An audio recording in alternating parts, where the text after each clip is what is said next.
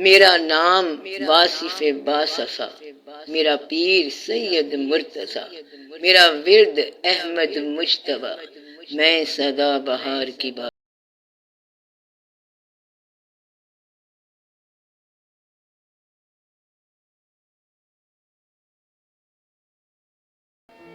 اگر آدمی کو کوئی پریشانی ہو، کوئی تکلیف ہو اور اس کا حل بھی نظر نہ آتا ہو تو پھر کیا کرنا چاہیے؟ پہلے آپ تکلیف کا مفہوم سمجھیں۔ تکلیف اس آدمی کو ہوتی ہے جو اپنے آپ کو کاریگر سمجھے، مطلق العنان جانے اور آزاد سمجھے، یعنی کہ پابندیوں کے اندر اپنے آپ کو آزاد سمجھے۔ ہم جانتے ہیں کہ موت بھی مقرر ہے، یعنی مر بھی جانا ہے، اور زندگی میں صحت اور بیماری بھی ہونی ہے۔ جب انسان کو اپنی بے بسی کا شعور ہوتا ہے تو اس کو تکلیف کا خیال آتا ہے۔ اگر آپ کو اپنی بے بسی اور تکلیف اور مشکل کا حل نظر نہیں آ رہا تو اس میں ایک چیز ضرور آئے گی، اور وہ یہ ہے کہ مشکلات اور حل نہ ہونے والی مشکلات یا انسان کو خدا سے دور کر دیں گی یا خدا کے قریب کر دیں گی۔ اگر مشکل آپ کو اللہ سے دور کر رہی ہے تو یہ مشکل کسی قدیم برے عمل کی سزا ہے، تو یہ مشکل ایک سزا ہے۔ وہ آدمی جو مشکل میں بھی خدا کے پاس نہیں گیا، اس کے لیے مشکل ایک سزا ہے۔ اور اگر مشکلات میں کسی نے اپنے آپ کو خدا کے قریب کر دیا تو ایسی مشکلات تو ہزار بار ہیں۔ یہ مشکل بڑی مبارک ہے کہ جس مشکل نے خدا کے زیادہ قریب کر دیا۔ اب آپ اپنی مشکل کا جائزہ لو کہ آپ اللہ کے قریب ہو گئے ہو کہ دور ہو گئے۔ اگر غریبی اللہ کے قریب کر دے تو غریبی مبارک، اگر غریبی آپ کو باغی بنا دے تو یہ عذاب ہے، بلکہ دوہرا عذاب ہے کہ ایک تو غریبی ہے، دوسرا اللہ سے بھی دور ہو گیا۔ تو اس لیے مشکلات نہ تو اچھی ہوتی ہیں اور نہ بری ہوتی ہیں۔ مشکلات اچھے آدمی کے لیے اچھی ہوتی ہیں اور برے آدمی کے لیے بری ہوتی ہیں۔ اولیاء کرام پر مشکلات آتی ہیں، شہداء کرام پر مشکلات آتی ہیں۔ ایک آدمی کے لیے یہ عذاب ہے کہ وہ خدا کو نہیں مانتا ہے۔ وہ کہتا ہے میں نے بڑی احتیاط کی اور احتیاط کے باوجود اندر سے معاملہ سلپ کیسے ہو گیا۔ کہتا ہے کہ میں نے تالے لگائے تھے اور تالوں کے اندر سے گھوڑا چوری ہو گیا۔ اب یہ کیا ہے؟ آپ نے ارد گرد پہرا لگایا، سارے اصول رکھے، فکر کیا، غور کیا اور بڑی حفاظتیں کی ہیں، مگر حفاظت کے اندر سے صحت سلپ کر گئی۔ اب یہ کون ہے جو یہ سب کر رہا ہے؟ اگر تو آپ خدا پر اعتبار کرتے ہو اور اس کی طاقتوں پر اعتبار کرتے ہو تو پھر تو یہ نہیں پوچھنا چاہیے کہ مشکل کا حل کیا ہے۔ مشکل کا حل پھر مشکل کشا ہی ہے، چاہے وہ مشکل حل کرے یا نہ کرے۔ کیا تم نے خود مشکل ڈالی ہے کہ اب اس مشکل کا حل خود ڈھونڈنے لگ گئے ہو؟ اب یہ دیکھو کہ مشکل آتی کیوں ہے۔ مشکل دنیا دار پر تنگی حالات کی وجہ سے آتی ہے۔ حالات کا مطلب یہ ہے کہ خواہش زیادہ ہو اور حاصل کم ہو۔ دنیا دار کے لیے یہ بڑی مشکل ہے۔ مشکل کیوں آتی ہے؟ جب خواہش زیادہ ہے اور آمدن کم ہے، حالات کمزور ہیں، یعنی دکاندار کی آمدن کم ہے اور خرچہ ہی خرچہ ہے۔ دوسری مشکل رشتہ داروں کی طرف سے آتی ہے۔ یہ اذیت ہوتی ہے جو یہ لوگ پہچانتے نہیں۔ ان کی طرف سے جائز ناجائز تقاضے ہوتے ہیں۔ شادی کا فنکشن ہو تو مشکل ہے، اور خدا نخواستہ موت ہو جائے تو مشکل۔ پھر انسان کے اوپر سماجی تقاضے اور ذاتی تقاضے ہیں، اپنی اولاد کے تقاضے ہیں، پھر بندوں کے تقاضے ہیں، خیال کے تقاضے ہیں اور احوال کے تقاضے ہیں، یعنی تقاضا ہی تقاضا ہے۔ اور بیچارہ بندہ ایسے ہے جیسے حصار میں جکڑا گیا ہے اور رسیوں کے ساتھ بندھ گیا ہو۔ رسیاں کیا ہیں؟ یہ واجبات ہیں جو آپ نے ادا کرنے ہیں۔ واجبات کیا ہوتے ہیں؟ جو آپ نے دینا ہے، یعنی حال یا مال۔ بس آپ اس میں جکڑ کے رکھ دیے گئے ہیں۔ کس نے جکڑ کے رکھ دیا ہے؟ اسے فطرت کہہ لو، اللہ کہہ لو۔ اب آپ اس حصار سے باہر نہیں نکل سکتے۔ یہ چیز دنیا دار کے لیے تکلیف بنتی ہے، یعنی پیسے کی کمی اور وابستگیوں کی اذیت۔ اگر اچانک کوئی تکلیف آ جائے، اچانک زلزلہ آ جائے، بھونچال آ جائے، بارش آ جائے، سیلاب آ جائے، اللہ کی طرف سے یہ خوفناک اور وائلنٹ چیزیں آتی ہیں۔ یہ بڑی خوفناک چیزیں ہوتی ہیں اور ایک عام آدمی اس میں گھر جاتا ہے کہ میں کس عذاب سے دوچار ہو گیا ہوں۔ کبھی سیلاب میں پیاسا ہوں، کبھی دریا میں ڈوب رہا ہوں، کبھی تشنگی ہی تشنگی ہے، کبھی ایسی بات ہے کہ پانی ہی پانی ہے اور پینے کو ایک بوند بھی نہیں ہے۔ یہ کیا ہے یا اللہ؟ اب وہ پریشان رہتا ہے، یہیں سے تو اللہ پہچانا جاتا ہے۔ اگر اس کا میلان خدا کی طرف نہ ہو تو پھر وہ پریشان ہو جائے گا یا پاگل ہو جائے گا۔ اللہ کا کام غور سے دیکھو، اللہ بہشت بناتا رہتا ہے اور جنت کے دروازے کھول کے بیٹھا ہوا ہے اور بتاتا ہے کہ یہ بہشت کے راستے ہیں اور یہ بہشت کی خوبیاں ہیں۔ آپ یہاں بہشت میں آ سکتے ہو اور ایسا ہو سکتا ہے، لیکن بہشت کے ساتھ دوزخ کا دروازہ بھی کھلا ہے۔ وہ جانتا ہے کہ لوگوں نے بیان کے باوجود بہشت کو نہیں ماننا، پیغمبروں نے بیان کیا اور اولیاء کرام نے بیان کیا کہ یہ بہشت کے راستے ہیں۔ اولیاء کرام نے دنیا میں بہشتی دروازے بھی لگا دیے ہیں، جیسے بابا صاحب رحمت اللہ نے پاک پتن شریف میں ایک بہشتی دروازہ لگا دیا۔ اس کے باوجود، اتنی سہولتوں کے باوجود، اتنی نوازشوں اور عنایتوں کے باوجود کچھ بندے ادھر ہی رہ جائیں گے۔ آپ یہاں جتنا مرضی بیان کرو، جہاں ہو مرضی بیان کر لو، چاہے جتنا صلاۃ خیر من النوم کہتے جاؤ، لیکن صاحب نوم اپنی نوم یعنی نیند میں ہی رہے گا۔ لہذا ثابت یہ ہوا کہ بہشت کے بیان ہونے کے باوجود اور نیکوں کے لیے نیک راستوں کے باوجود اور ماں باپ کی دعاؤں اور ماں باپ کی نوازشوں کے باوجود اولاد گمراہ ہو جاتی ہے۔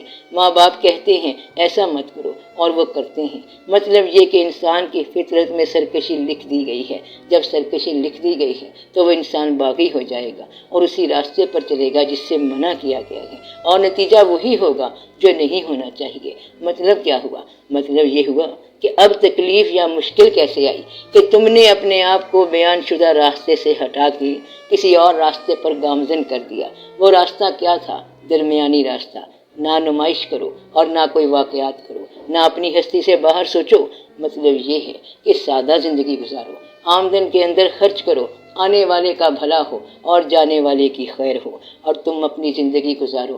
اگر کوئی شخص سماج کی ضرورتوں کے ماتحت کسی بھی خواہش میں مبتلا ہو گیا اور کچھ کر بیٹھا تو نتیجہ یہ ہوگا کہ دنیا دار کو تکلیف ہوگی۔ دنیا دار کو تکلیف سے بچانے کا طریقہ یہ ہے کہ وہ دیندار بن جائے۔ اسی دنیا میں دیندار لوگ رہتے ہیں جو جانتے ہیں کہ کسی نمائش کی کوئی ضرورت نہیں ہے۔ اگر آپ اصل کو دیکھنے لگ جاؤ تو بے شمار جھگڑوں سے بچ جاؤ گے۔ مطلب یہ ہے کہ اصل چیز انسان کی اوقات ہے کہ وہ کیا ہے، ضرورت کیا ہے۔ تم لوگ کون ہو کہ جانا تم نے مٹی میں ہے مگر کیا رنگ جمائے ہوئے ہو؟ غرور کیوں کر رہے ہو؟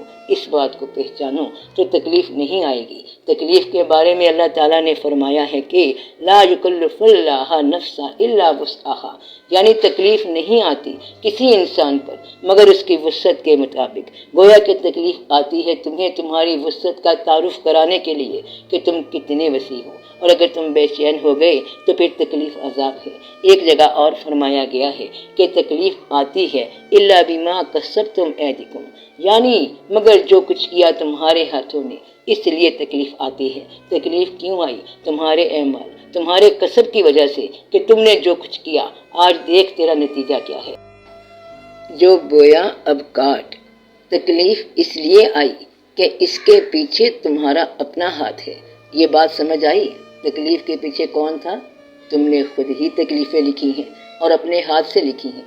اپنی تکلیف کا انسان خود مصنف ہے۔ ایک اور جگہ تکلیف کے بارے میں اللہ تعالیٰ نے کہا ہے کہ الا باذن اللہ، مگر میرے حکم سے آتی ہے۔ اب یہ تینوں باتیں نوٹ کرو۔ تکلیف آئی اللہ کے حکم سے، اور تکلیف آتی ہے تمہارے کرتوتوں کی وجہ سے، اور یہ تکلیف تمہارا اپنا کیا کرایا ہے، اور یہ کہ تکلیف آتی ہے تیری وسعت کے مطابق۔ اب گلہ نہ کرو، شکر کرو۔ تکلیف جو ہے یہ تمہیں مقام صبر سے متعارف کرانے کے لیے آتی ہے، اور یہ یاد رہنا چاہیے کہ اللہ صابرین کے قریب ہے۔ اللہ کا فرمان ہے کہ ان اللہ مع الصابرین۔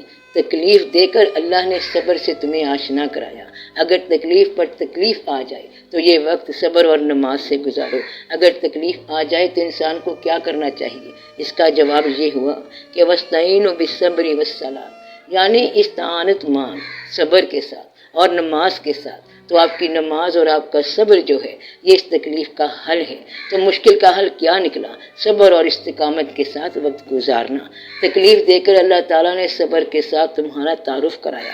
مشکلات صبر سے تعارف کراتی ہیں، اور یہ مشکلات ایک بڑی نعمت کے ساتھ تعارف کراتی ہیں کہ اللہ تعالیٰ تکلیف والے کے ساتھ ہو جاتا ہے۔ جب اللہ تعالیٰ تمہارے ساتھ ہو گیا تو بڑی مبارک بات ہو گئی۔ اس کا ذرا دھیان کرنا چاہیے، اور تکلیف آنے سے یہ ثابت ہوتا ہے کہ تمہیں لوگوں کی تکلیف سے آشنائی مل جاتی ہے۔ یہ جو آج تیرے سر پہ پڑی تو تیری چیخ نکلی ہے، اور وہ جو شخص کل تکلیف سے چلا رہا تھا تم نے اس کی تکلیف کو نوٹ نہیں کیا۔ تو تکلیف جو ہے تمہیں دوسروں کے درد سے آشنا کرے گی۔ ہوا یہ کہ وہ چلاتا رہا اور تو نے غور نہیں کیا۔ تکلیف کے ذریعے تمہیں اس انسان کی تکلیف سے آشنا کرایا گیا اور جانوروں کی تکلیف سے آشنا کرایا گیا۔ یہ تکلیف اس لیے آتی ہے، کس لیے آتی ہے؟ تمہیں آشنا کرانے کے لیے، تمہیں تم سے آشنا کرانا، تمہیں تمہارے رب سے آشنا کرانا، اور تکلیف تمہیں اپنے محسن کے ساتھ آشنا کراتی ہے کہ کون ہے جو تکلیف میں تمہارا ساتھ دیتا ہے، وہی تمہارا محسن ہے۔ اس دنیا میں جہاں غیر ہی غیر ہیں، کوئی اکا دکا محسن مل جائے گا، اور جس نے محسن کی آشنائی کر لی تو یہ بڑی بات ہے۔ گویا کہ تکلیف جو ہے یہ سب سے بڑی ایجوکیشن ہے اور کوئک ایجوکیشن ہے۔ یہ تعلیم نہ کتابوں سے ملتی ہے اور نہ دوسرے واقعات سے ملتی ہے۔ تکلیف کی یہ تعلیم سب سے زیادہ تیز ہے، فوری اور افیکٹو اثر کرنے والی ہے۔ یہ انجیکشن سے بھی تیز ہے۔ تکلیف کے بارے میں میاں محمد صاحب رحمۃ اللہ نے ایک بڑی بات کی ہے، جے دکھ دے کے راضی ہون تے سکھ دکھاں تو وارے، دکھ قبول محمد بخشا تے راضی رہن پیارے۔ تو اگر وہ دکھ دے کر راضی ہوتا ہے تو ہمیں دکھ قبول ہے، اگر وہ دکھ دے کے راضی ہوتا ہے تو اور کیا چاہیے؟ زندگی لے کے بھی اگر راضی ہوتا ہے تو بھی ٹھیک ہے۔ تو سب سے بڑی بات یہ ہے کہ صرف اس تصور کے ساتھ خاموش وقت گزار دو کہ جاننے والا جانتا ہے اور وہ دیکھنے والا ہے اور دکھ بھیجنے والا بے خبر نہیں ہے۔ اتنی بات کر لو تو پھر تمہیں کمال حاصل ہو جائے گا، تب تکلیف کمال ہوگی۔ کہتے ہیں کہ یہ مقام دل ہے، یہ مقام دل ہے کہ الاماں، یہ کہاں نصیب قدسیاں کہ فغاں گئی سوئے لامکاں، تو مکین کا دل تھا ہلا ہوا۔ یعنی کہ اگر فریاد اس کے پاس جائے جس کے پاس سب فریادیں جاتی ہیں تو تکلیف والے کی فریاد عرش ہلا کے رکھ دیتی ہے۔ تو گویا کہ تکلیف نے تمہیں مؤثر کر دیا، افیکٹو بنا دیا، تیری فغاں میں اثر پیدا ہو گیا، تیری فریاد میں تاثیر ہو گئی۔ گویا کہ درد نے تمہیں صاحب تاثیر بنا دیا، اور وہ بے وقوف آدمی ہے جو مار کھاتا جا رہا ہے اور اثر نہیں لیا اس نے، وہ ہر بار مار کھاتا جا رہا ہے اور پھر ایک بڑی تکلیف کا انتظار کرے گا۔ اللہ تعالیٰ نے اس تکلیف کے ذریعے اس کو قریب تر کرنا ہے۔ اب اسے چاہیے کہ اس غم پہ راضی ہو جائے، نہیں راضی ہوتا تو پھر اگلے غم کے لیے تیار ہو جائے۔ اگر وہ یہیں قریب ہو جائے تو اگلے غم کی ضرورت ہی کوئی نہیں۔ اب آپ کو پتہ ہونا چاہیے کہ تکلیف ہوتی کیا ہے، تکلیف کس چیز کا نام ہے۔ کیا یہاں کوئی بندہ ایسا ہے جو اپنے حالات پر پوری طرح راضی ہو؟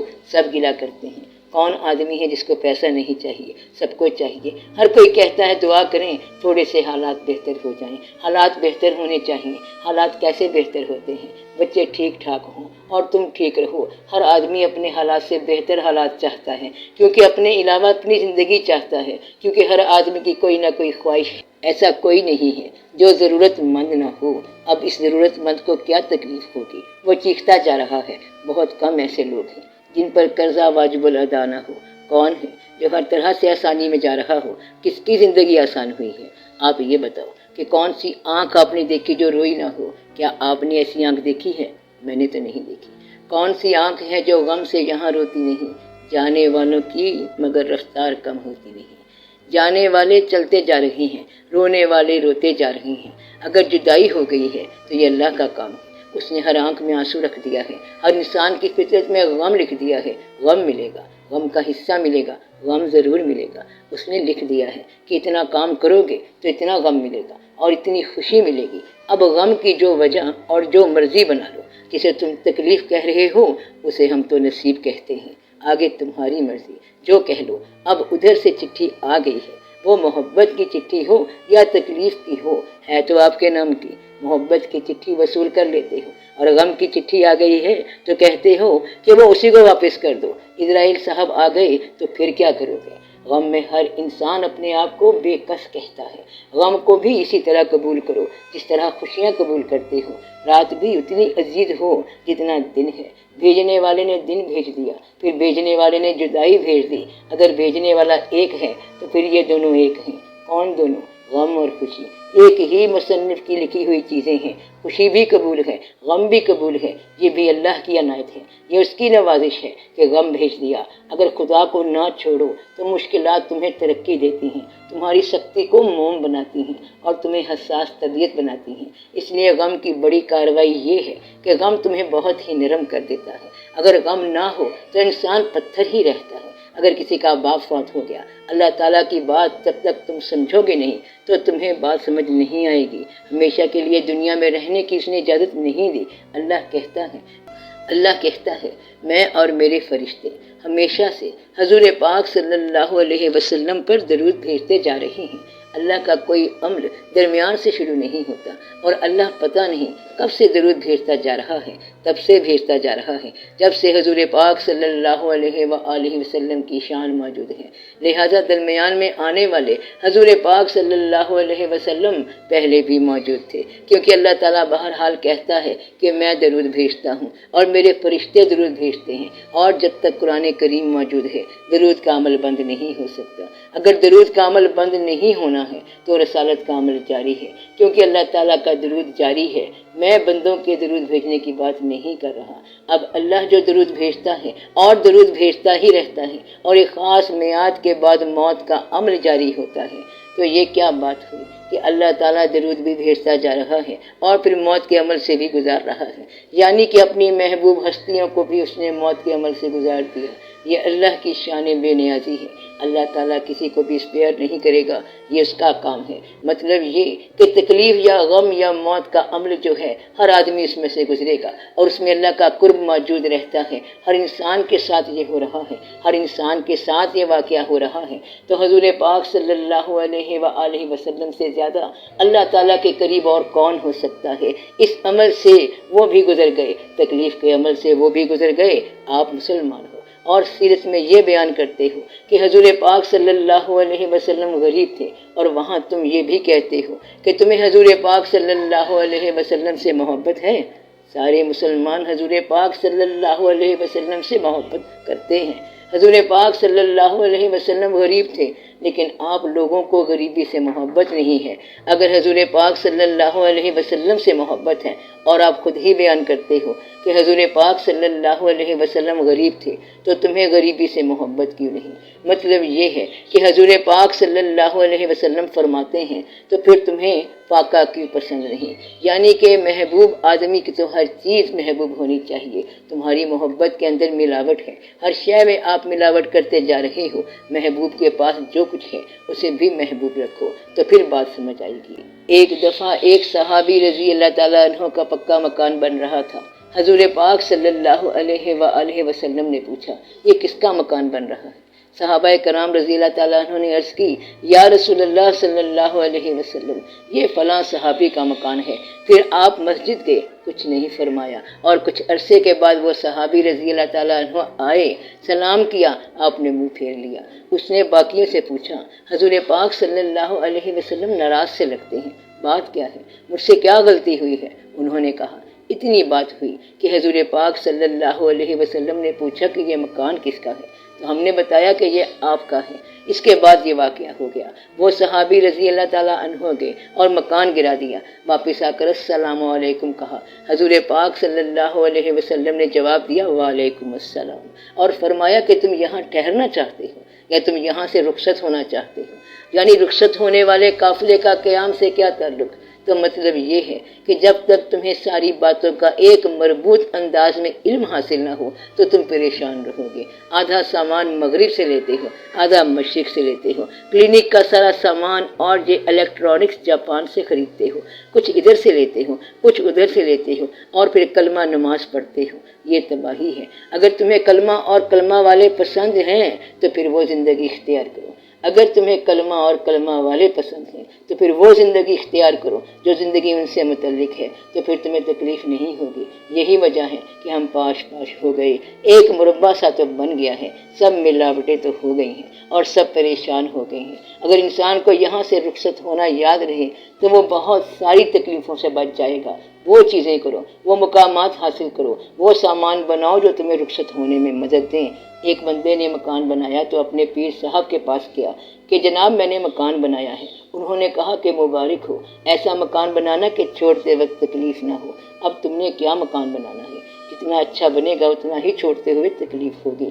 لہٰذا ہم جو کچھ حاصل کرتے رہتے ہیں اسے چھوڑنے میں تکلیف ہوگی۔ تکلیف تو ہر حال میں ہوگی، حاصل میں بھی تکلیف اور چھوڑنے میں بھی تکلیف۔ بڑی مشکل سے حاصل ہوا اور بڑی مشکل سے چھوڑا۔ آسانی سے حاصل کر لو اور آسانی سے چھوڑو۔ ایک درویش ایک آدمی کے پاس گیا کہ خدا کے لیے خیرات دو۔ اس نے کہا بابا جی ٹھہر جاؤ، ابھی میں کام میں لگا ہوا ہوں۔ کافی دیر گزر گئی، اس نے پھر سوال کیا، کہنے لگا لو جی تھوڑا سا کام اور رہ گیا، کام سے فارغ ہو کے تمہیں دوں گا، ابھی میں مصروف ہوں۔ وہ درویش غصے میں آ گیا اور کہنے لگا کہ تم اتنے مصروف ہو، تم مرو گے کیسے؟ وہ بھی آگے بولا جیسے تو مرے گا۔ درویش نے کہا دیکھو میں تو یوں مروں گا۔ درویش نے ایک چادر بچھائی، کلمہ پڑھا اور مر گیا۔ ہماری موت تو اتنی آسان ہے، تو بتا تو کیسے مرے گا؟ درویش کے مرنے کے بعد اس کو خیال آیا اور اس پر اتنی ہیبت طاری ہو گئی کہ ساری دکان لٹا دی اور ہر شے چھوڑ چھاڑ کے جنگلوں میں چلا گیا۔ وہ فرید الدین ایک عام آدمی تھا، اب وہ فرید الدین عطار رحمت اللہ ہو گئے، ان پر راز آشکار ہو گئے اور مخفی آشکار ہو گیا۔ وہ بات سمجھ گئے کہ فقیر کون تھا۔ فقیر یہ بتانے کے لیے آیا تھا کہ تو اتنا بیزی ہے کہ تجھے مرنے کی سمجھ نہیں آ رہی، پھر تو موت کے وقت کیسے مرے گا؟ اگر آپ کو مرتے وقت اسرائیل سے تھوڑی سی مہلت ملنے کا امکان ہو تو آپ اسے بھی یہ کہہ دو گے کہ ٹھہر جاؤ، ابھی 2-4 خطوں کے جواب دینے ہیں، کسی کے پاس جانا ہے، آج تو فنکشن ہے، شادی ہو رہی ہے، ذرا چابیاں دے لوں اور وصیت نامہ لکھ دوں۔ مگر موت کی تکلیف کا ادراک رکھنے والے معرفت الہی کو پا جاتے ہیں۔ معرفت الہی کا جو چشمہ ہے وہ سمندر ہی سے نکل رہا ہے اور سمندر ہی میں واپس جا رہا ہے۔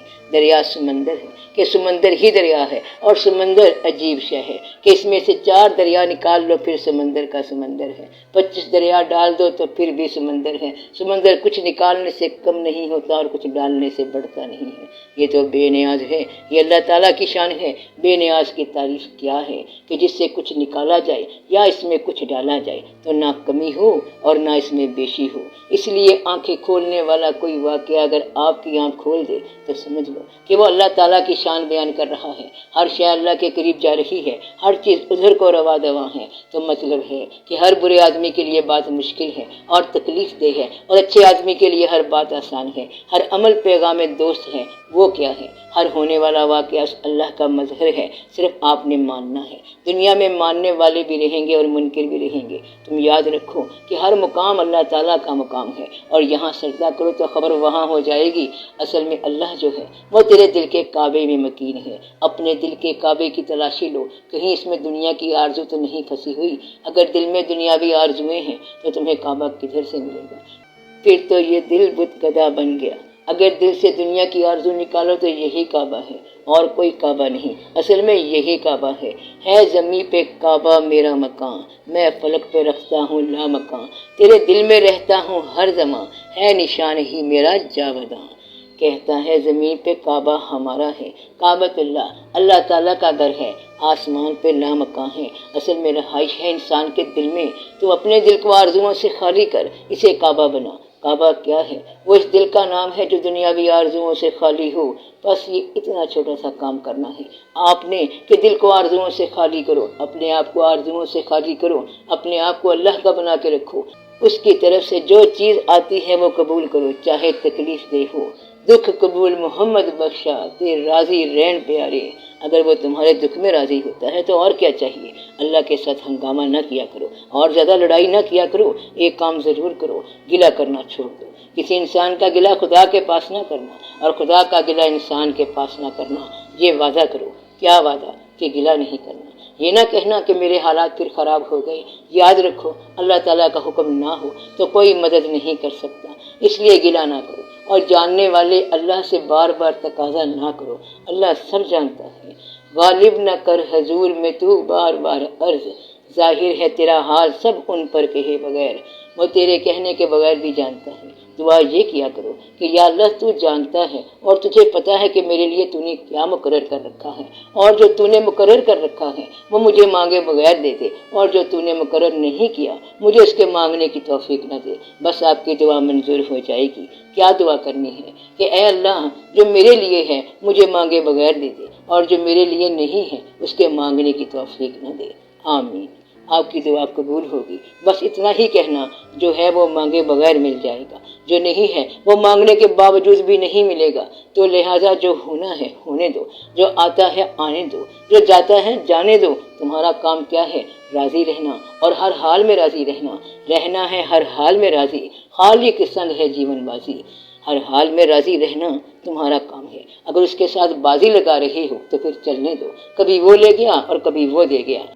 ہم ہر حال میں راضی رہیں، ہر موسم میں راضی، بہاروں میں راضی، خوشیوں میں راضی، اور تکلیف آ جائے تو بھی راضی۔ اگر تکلیف آ جائے اور انسان بے بس ہو، دور دور تک حل نہ ہو، تو بیچارہ انسان کیا کرے؟ اس کا حل یہ ہے کہ انسان راضی ہو جائے، پھر تکلیف تو تکلیف نہیں رہے گی۔ تکلیف جو ہے یہ جدائی کا نام ہے۔ تکلیف کیا ہے؟ جدائی کا نام ہے۔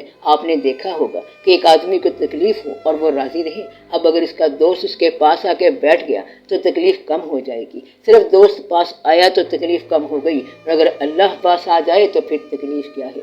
اگر اللہ پاس ہو اور تکلیف ہو تو یہ بڑی ناشکری کی بات ہے۔ اپنے آپ کو اللہ کے حوالے کر دو تو تکلیف نہیں ہوگی۔ اب آپ دعا کرو، اچھے زمانے آئیں، اچھے حالات ہوں، خداوند تعالیٰ آپ لوگوں کی صحت قائم رکھے۔ آپ لوگوں پر جو افتاد پڑی ہے یا مشکلات پڑی ہیں، اللہ تعالیٰ اپنے فضل سے آسان کرے، اور اللہ تعالیٰ آپ کو اپنے محسنوں کے قریب رکھے۔ اور سب سے بڑی بات یہ ہے کہ اس مشکل زمانے میں ایمان قائم رہے، اللہ آپ کا ایمان محفوظ کرے۔ ہم تو اس زمانے سے محفوظ نہیں رہ سکتے، ہمارے لیے تو اس میں بہت مشکل ہے۔